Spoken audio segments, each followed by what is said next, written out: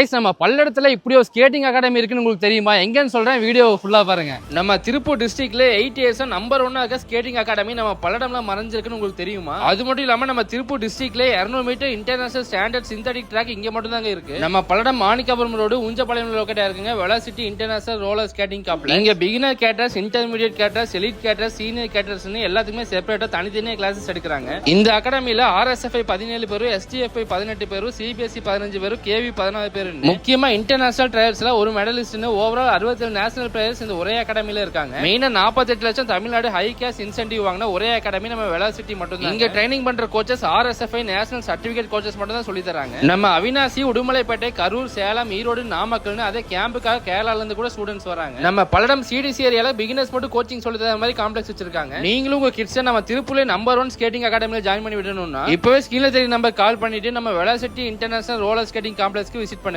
மறக்காம ஷேர் பண்ணிட்டு இந்த மாதிரி அப்டேட்ஸ்க்கு நம்ம ஐடியா ஒரு ஃபாலோ பண்ணிக்கோங்க.